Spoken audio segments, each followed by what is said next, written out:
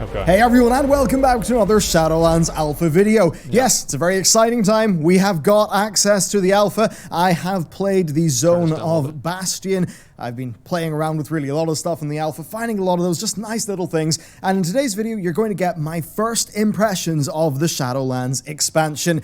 Okay. Yeah, it's a pretty exciting time, and there's another pretty big video coming up on what the game director of World of Warcraft has said. Some really good stuff, so be sure to hit that sub button, hit that like button, because yeah, there's going to be a lot of great content on the channel, and it's a very exciting time indeed. So with that, let's roll. We're going to kick things off with the visuals because, well, I think the visuals are the one thing that's really just going to strike you immediately upon login. Yeah, the visuals Warcraft, are definitely better than BFA. I think is a gorgeous-looking game, and I do think that Battle for Azeroth was gorgeous. Well, this time, we're seeing something very different, okay? So I'm going to be honest, like, the first time that I fucking saw any of the Horde zones, I thought they sucked. I was like, okay, this is, I guess, cool, kind of. But, like, compared to these, like, all of the BFA zones, besides, in my opinion, maybe Stormsong Valley and Drusvar. I think these zones are better than any other zone. Well, they're better than any other zone, but the only zones that come close are Stormsong Valley and Drusvar. BFA, that gave us zones that were a little bit more real-world feeling in some ways. Of course stylized, but you know what I mean, right? Towns and cities. Well, this is very, very different indeed. So already I think you get some brownie points because, yeah, it feels different. It's a change of pace, and I sort of like having that change of pace between expansions. Now, in comparison to other zones in the game, Bastion is, I would say, completely unique. Now, take Val'sharah, right? Val'sharah, yeah, it's beautiful, but it is just really an upgraded version of a Teldrassil or a Hyjal or an Ashenvale. Well, with this, we've not seen a zone that looks like Bastion ever before. And that is something that is just really nice. It does make this expansion, to me, actually feel more new. It's got that novelty factor, which is a really good thing to have. Now, when we actually jump into the zone, color palette. My God, the color palette of this zone is gorgeous. I absolutely love it. Now, especially, like, look at the grass. Okay. Right, the grass, the rolling hills. It is gorgeous. And it's all got this flow, okay? So if you look at the way the grass is going, the way the trees are bending when you're in the overworld of Bastion, it looks really nice. It's just got this beautiful visual language to it. It really, I think the best way to describe it is it just completely clicks with your eye. And that's when you've got all this flow, but then you've also got that matched up with incredible composition. Now, composition is a sort of thing that matters a lot in everything, but I think the composition work here is just so damn good. Just about no matter what way you turn your camera, you could pretty much take a screenshot and it would look like a bit of concept art. Like, that's slightly exaggerating one or two things. Of course, you could obviously take a really bad screenshot. There's a lot of really good But you get my point. No matter where you look, this zone is visually arresting. It's absolutely gorgeous and an incredibly strong addition to World of Warcraft. Now, that's you guys are making fun of them for talking about the grass, but the grass actually does look really good. Like, it does matter. Think about, the grass doesn't matter. Yeah, it does. It's fucking everywhere. There's grass everywhere. You have to make the grass look good. Imagine if the grass looked like shit. It would look like shit everywhere. You have to make the grass look good.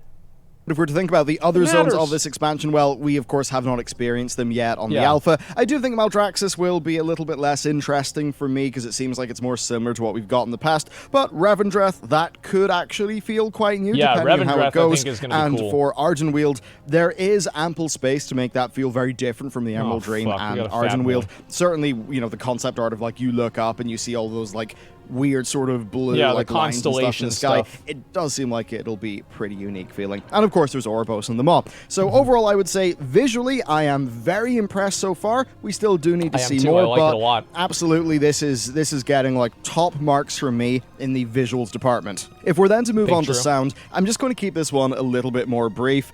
I'd say that a lot of the music had a strong ambient feel for me. Now, what I mean by that is sometimes, you're walking around the world and it just kicks in this really, really powerful, strong thumping music, and I can actually find that to be quite jarring. Personally, I prefer, say, the ambient soundtracks of the Burning Crusade. Would I listen to them on my phone? No, but I think as gameplay music, really, really strong. Now, for Bastion, I found there was actually just a lot of real nice ambient notes going on that really did make it an immersive place. So, in the music department, they are also getting very high marks indeed. Okay. Next, I'm going to cover some storytelling, but don't worry, I'm not going to go into any spoilers or anything like that. I'm more talking about the storytelling and the structure of things. So, in the Legion expansion, right, you could do any zone in any order. And when you went around those zones, they often, they did have a strong core narrative in some cases. In other cases, a little bit less so, right? Yeah. But if you then go into, say, Battle for Azeroth, I think the zones felt really often very fragmented in their storytelling, especially... Well, of course they did, because you can do them in any fucking order. How is there supposed to be any continuity about 3 things that you can do in any order? Like, what story is going to make sense? Imagine if, like, okay, you've got 3 books, Return of the King, Fellowship of the Ring, and The Two Towers. And you can read them in any order. Imagine if you start with The Two Towers, then you do Fellowship, and you end with Return of the King.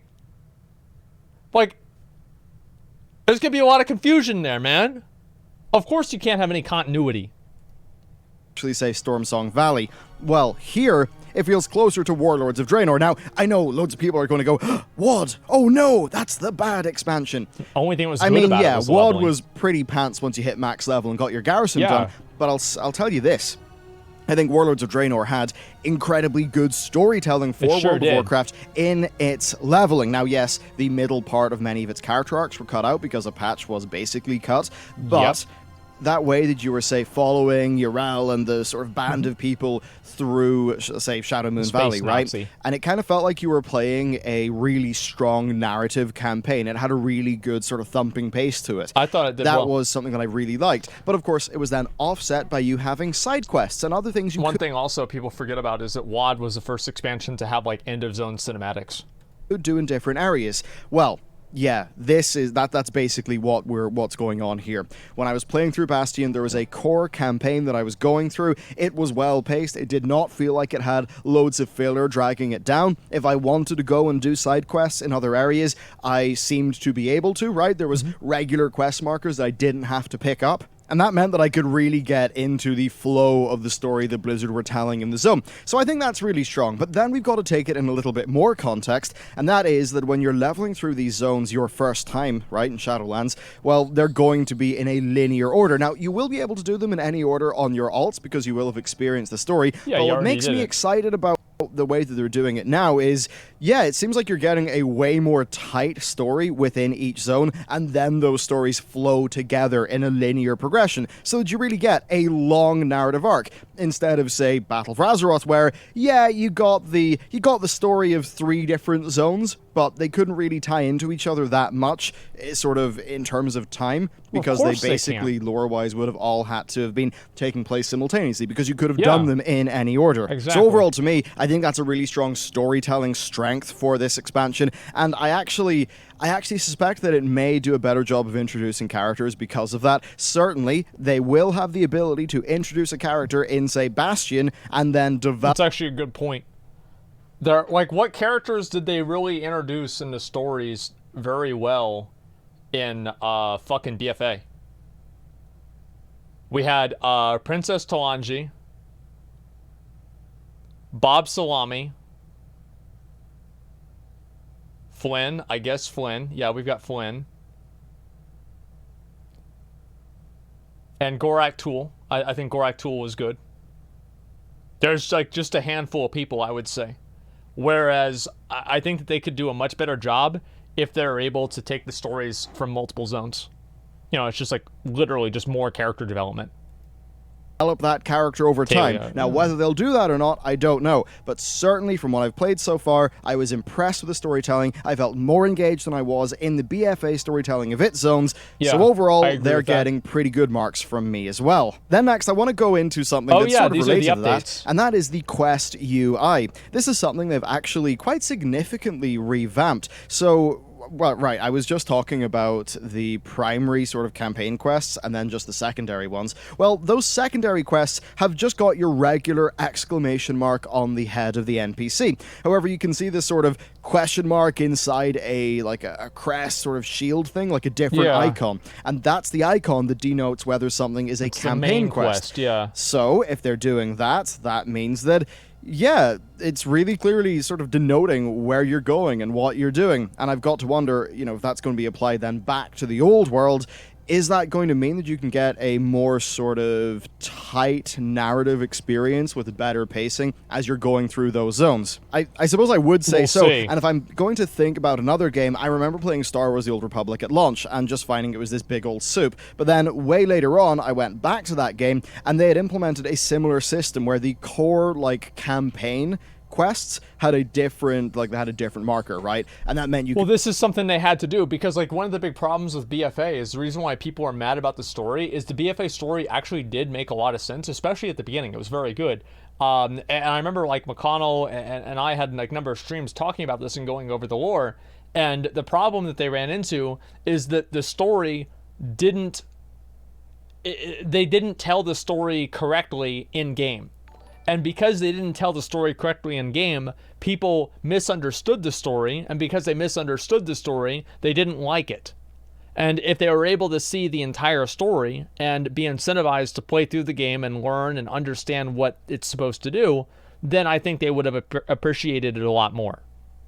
You just progress straight through by doing those, and it felt really good there. I'll say this, it feels really, really good in World of Warcraft, and it means that, say, if I'm leveling an alt, and I've got some heirlooms, maybe an XP potion, right, so I'd normally be leveling very, very, very fast, well, this way, I could do that, I could just follow the core story and have a really good time.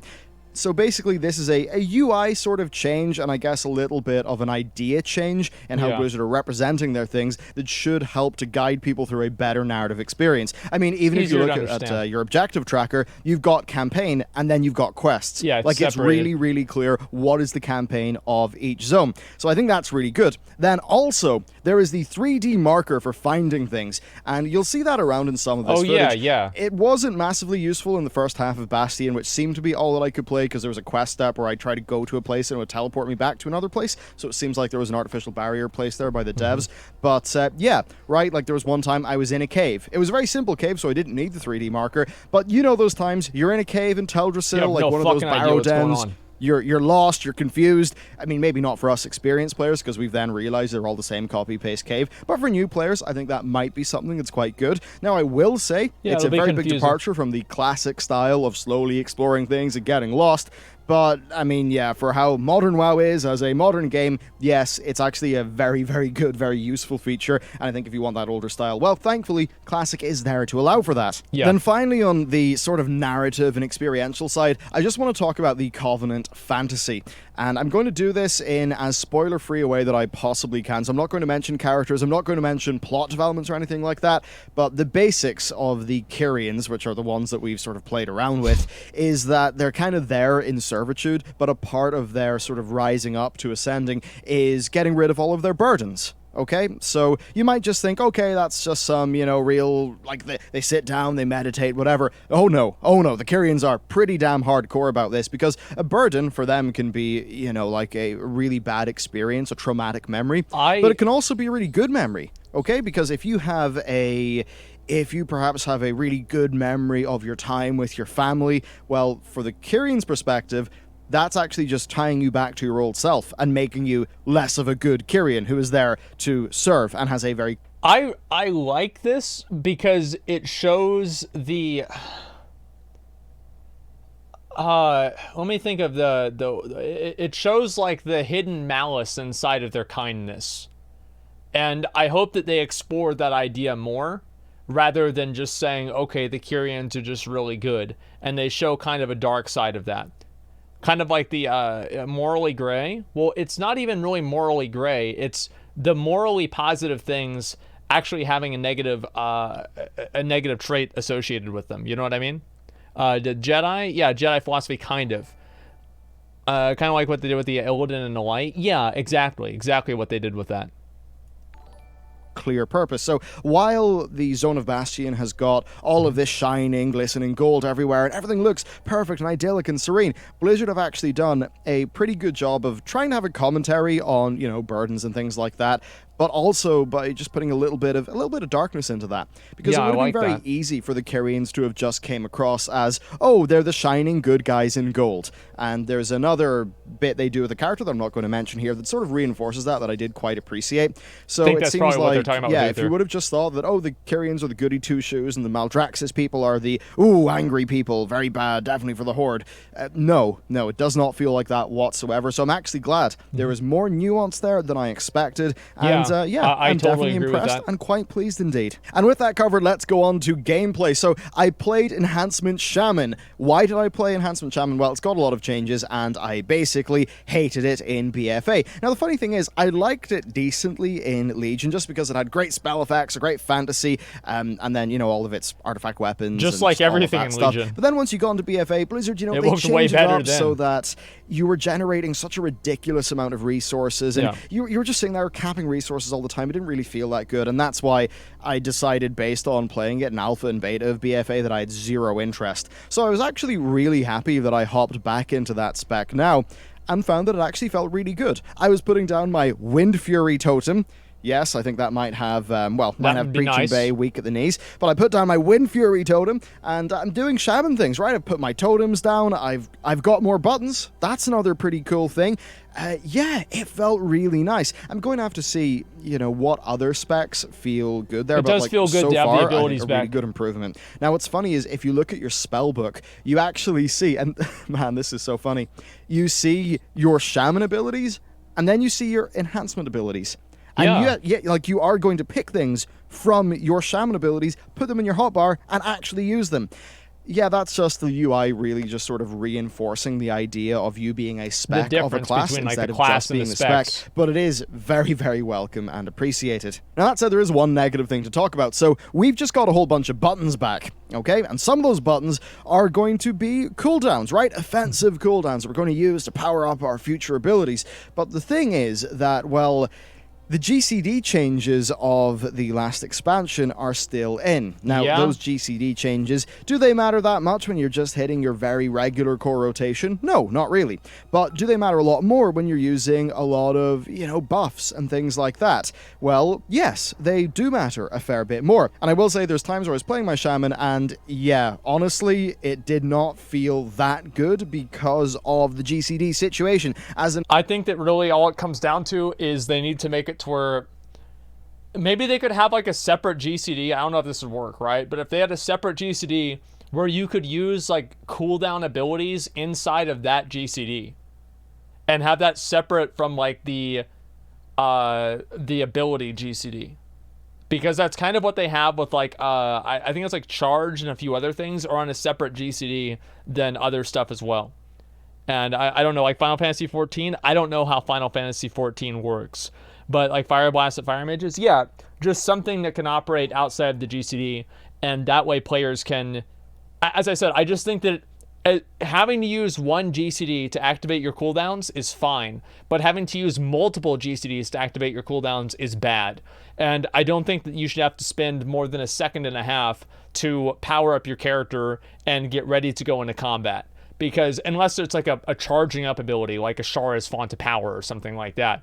But other than that, just popping your cooldowns. And I think there's also like the simultaneous thing where whenever you're popping your cooldowns and then you pop your second cooldown and you're thinking in your head, okay, well, I just lost one fucking GCD with my first cooldown. It just pisses you off. And so I think they need to figure out a way to make that better.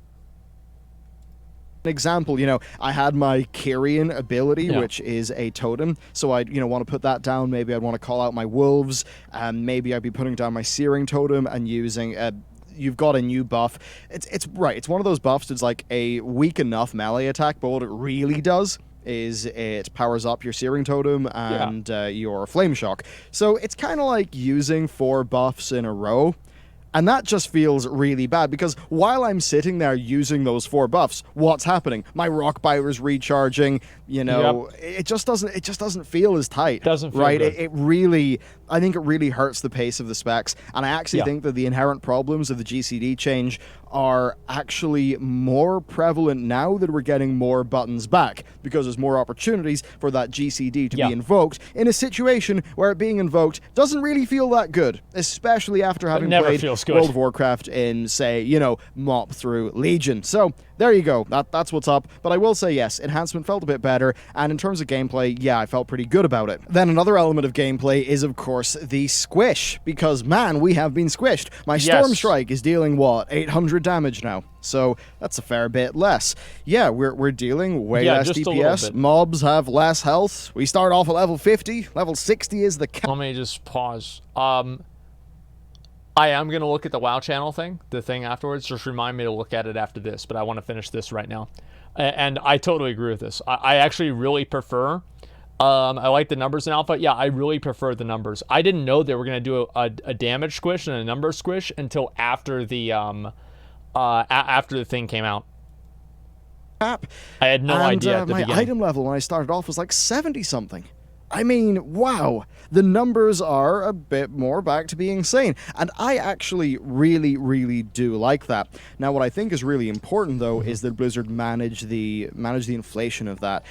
You know, the inflation really started to increase in pace with Titan Forging and the way that they started doing their raid tiers. Well, with Titan Forging not being a thing, I've got to wonder if that means that Blizzard can slow down the numbers inflation and just give us like 2 or 3 expansions of reasonable numbers before they've got to revisit that problem again. Yeah, imagine having 2 expansions in a row without a number squish. I actually like how the squish feels. I generally do like the smaller, more readable numbers, so I'm pretty happy about that. Then another thing to talk about that will impact all of us is the Covenant ability. And I suppose these Covenant abilities, I mean, yeah, they're our main new way of getting abilities in this expansion. We'll each get to a generic one for the Covenant and then one for our class. In my case, as a Shaman, the Kyrian thing is a totem. And I put the totem down, and basically my next 3 damage spells will cause it to radiate AoE damage. My next 3 healing spells will cause it to radiate a heal. I'll say this, putting it down and then, you know, doing a crash, lightning, and then doing like 2 storm strikes, wow, it felt really, really good to use. Its heal also felt really good to use. But that also does mean that it feels really very core to the spec indeed now that I have it. Like, it feels like something that I would really be focusing on. It feels super strong in this. So I want to say, if Blizzard will promise us that we will be able to keep the abilities that we get from the Covenants, I would be so happy if we could actually keep them past the expansion. Because I feel like every expansion, I get reset back to fucking 0. Like, every expansion, I get all this really, really cool shit, and I just get fucking busted back down to 0. I would love to see that happen. This one, it's got such strong AoE, especially in, say, a dungeon situation. 0% chance of that? Yeah, probably. That does, like, it does make me worry a little bit about the Covenant abilities being tied to, well, being tied to the Covenant that's supposed to be a very impactful choice that's not easy to swap about. Now, in a recent interview, Ian Hazzikostas, of course, the game director of World of Warcraft, did say that they think there is value in making a big choice like that, but they do see the community feedback, and that right now their thinking is that they pretty much would be prepared to relent on that and to just let us swap between those abilities if we wished. They would be prepared to relent on that, but they first want to try saving the system and getting what they want to work. So I would say there, yeah, fair enough. That's what's alpha for. That's what I'm fine if they want to try that out in alpha, but like the thing is that I just don't want to have a situation where players have to beta test a system that everybody knew wasn't going to work. And then finally, after like 6 months of players being frustrated and mad and angry and disappointed, then finally Blizzard's like, you know what? Turns out it was, you know, the obvious thing that everybody thought was going to happen. Turns out it happened. And now we're going to change it. So, I mean, we'll get changed in patch 9.3, don't worry. Yeah, exactly. So, I really don't want to see that happen. And I'm going to so fucking hard if the Covenants come out and they're just wildly imbalanced. Because some of you guys are like, oh yeah, well the chance between, you know, the first best Covenant and the second best Covenant is probably only going to be like 3% or like 5%. Let's say it is. What about the chance? What about the choice between the best covenant and the worst one? Like the best AoE, the best PvP covenant versus the worst PvP covenant. Like the best PvP covenant is like fucking awesome. It's like an interrupt, like lifesteal or some kind of crazy shit or CC. And then the worst one is, it's like a targeted AoE on the ground. You know, like, wow. Yeah, I'm really gonna use that in Arena. Alpha players need to get feedback. Yeah, exactly. Yeah, avoidance. No, I don't think this is going to work. But, you know, Blizzard wants to try it out. I will continue complaining about it each time. Alphas 4, I really like that frankness and that honesty. I'm absolutely going to advocate for Blizzard I do to appreciate change, the because I honesty. do believe it's the right move for them to make for the long-term health of the game. But there you go. I'm worried about the being locked into the choice and that stuff, but I'll say, yeah, when I was playing my Enhancement Shaman, I found the ability to be quite fun to use in terms of it just adding another little thing for me to do every minute while... How long does it take to get 700 channel points? How long does it take? Just so I can get an idea of, like what this really is. How long does it take? 1 minute? No fucking way.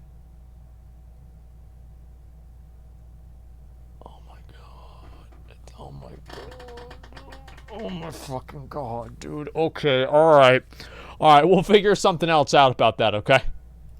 I was executing my rotation, so Might cost good 5 to stuff. 10K. And then to really just end we'll my my first impressions of playing the alpha, I want to just step back and take it a little bit meta. Okay. So there's a lot of things that I like here. I mean, we logged in, we can make a level 1 character to test out the new player experience, which, by the way, really does seem to be quite great, especially in teaching people core mechanics for World of Warcraft. The new player experience is good. Wow, actually bothering to teach players how their class works and the things they should be doing in their class, pretty incredible and nice to see at the beginning. Agree. But anyway, yeah, so we've got level 1s, so we can agree. test that. We've got level 50 pre-made, so we can test this zone. Blizzard have made a commitment to doing pre-mades in general so that they can do targeted testing. That's great. As somebody who cares about the quality of World of Warcraft, that makes my life easier when it comes to actually hopping in the alpha, doing research and seeing what's up. So that's really good. Then the other thing, better communication. We have got a series of blog posts from Blizzard, which have all been really good, especially Ian's first one, which was just very frank that and is honest. a very, very big Then he hopped on Slootbag's stream right when Alpha dropped and gave a great interview. Like a really great interview. And there was like a few times where Ian seemed a bit I think that the Slootbag interview that he did yesterday was probably one of the best interviews that we've had for the entire duration, like the last 2 years. Like, because like he just hit all the things, and like maybe this is just like from my perspective as like a player that has... Like, I care about pretty much a lot of the same things he cares about, and, like, I don't, like, we don't, I'm sure he might care a little bit about it, same as I do, right? But, like, I'm not explicitly focused on high elves. Pandaren, female, boob-sized customization options are not my priority. So seeing how Blizzard is, you know, seeing an interview where they just talk about things that I give a shit about, it matters a lot. I hope that they do another interview, like somebody like Holinka or one of the PvP guys does another interview for a PvP streamer. That would be fucking great. Like Peekaboo, Sea-Doo, like one of these guys, and gives them an interview, and that way the PvPers can ask those same questions. That would be great. I would love to see that. I don't mean uncomfortable with Sloot or anything. I mean just, you know, like he was really going into the territory of talking about the harder elements of the game, the harder choices they've had to make. And that was really, really good to see. This seems like a WoW team that's just communicating very differently to how they did in the past. I mean, like, they basically admitted that with Azerite gear, they kind of disregarded feedback because the version in the alpha and beta was, you know, just behind what they had internally. And then also just a situation The thing is, like, that's the problem, right? Is they disregarded feedback because they assumed that players couldn't extrapolate the obvious outcome. Like, here's an example. If like you see a plane that's about to fly into a mountain, okay? And you see the mountain, and there's a plane right here. It's really obvious that there's about to be a crash. And so you don't need to be like, oh, well, how do you know there's going to be a crash? How do you really know that's going to happen? It's fucking obvious, you know what I mean? It's like, you ever see like a kid that's about to do something really fucking stupid? He's like standing up here. He's like, look, Mom, and Mom's not looking. He's like, okay, I better go for it. And then Dad finally turns around and the kid does a fucking backflip off of, you know, the deck, and he falls down and breaks his leg or something like that. And it's like, you knew some stupid shit was going to happen. Everybody knew some stupid shit was going to happen. We don't need to wait to see it play out, man.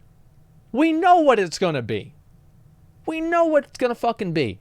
Like, the players not really having the full version of the system, so their feedback not really being, you know, sort of superheated to because of that. And just things like that, which, I mean, if you're actually there admitting that on a stream, saying, hey, yeah, that system did not work out that well. We really could have done a better job listening. We're committing to listening a lot more now. You know, he talked about them being a lot more willing to, say, change pace on the Covenant ability lock thing. He even said in the GCD that right now they are sticking with the GCD, but they want specific feedback of when the GCD changes of BFA actually feel bad in the context of Shadowlands. So that's what I just gave today in this video, but it's nice that he's asking for that. Yes, this is so much better communication than we got with BFA. Like, the BFA alpha through beta was an absolute damn shambles. I still remember the very first time that, and it's because I re-reviewed my old video a few days ago. It was the very first time that Azeroth gear went live onto the alpha of Battle for Azeroth, and there was just terrible communication. We didn't really know what to expect. We didn't know we kind of just got it without that much context, and it meant that our feedback and our testing was useless. That's not what's happening this time. I mean, even as soon as this alpha build went up, they put up a blog post saying, here's what's in this build, here's roughly what's in the next build, and then here's the things we're going to roll out after that. So good. Helps all of us so much.